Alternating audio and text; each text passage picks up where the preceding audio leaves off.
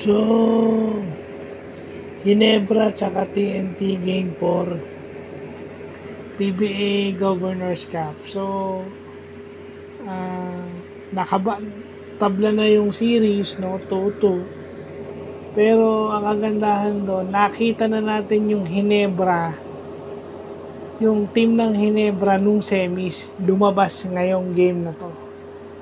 Both defensively and offensively, no?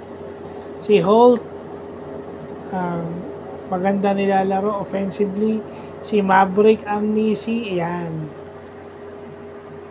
no? Si LA din, yun ang sinasabi natin, LA should be used more.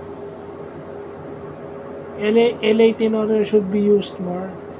No, kita na natin na kapag kasi Amnisi na sa bench, parang meron na silang yung bench scoring nila tumataas.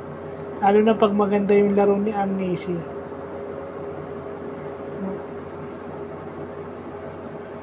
So, yun lang yun, no? For talk in text naman, nakikita na natin na to si RHJ, hindi to aangal. Pero kitang-kita mo na yung pagod nito kasi dalawang 48-minute game.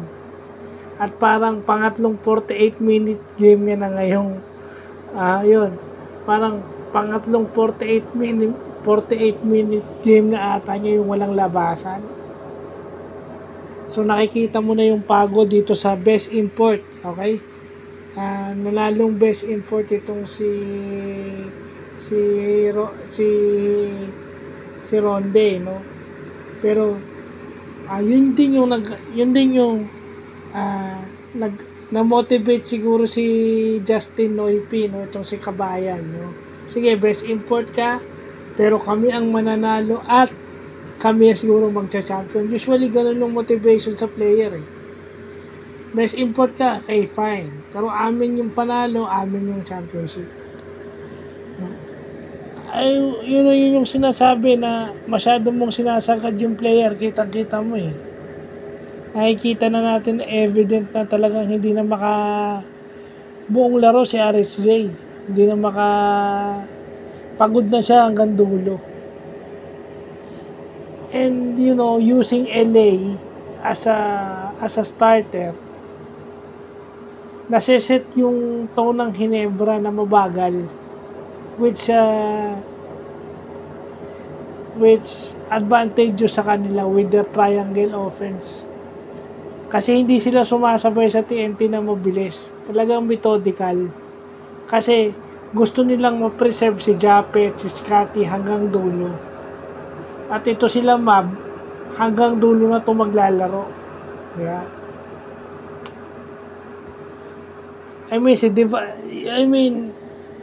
Kahit nga si Devance, para tumagal din to sila Joe Devance hanggang dulo, dapat slow half-court game ang Ginebra. Hindi sila pwedeng mabilis except for a few occasions. Pwedeng mangilang-ilang beses silang tatakbo but not all mabibilis yung pace nila, hindi. Kasi mabilis ang TNT, eh. So, dapat sila slow. At yung depensa nila against TNT maganda, no? Lalo na nung fourth quarter. Kasi akala ko nga babalik yung TNT, lalamang dahil yung third quarter parang sunod-sunod yung score nila. Pero dumipensa itong Ginebra nung fourth quarter at nung mga last minute sa dulo.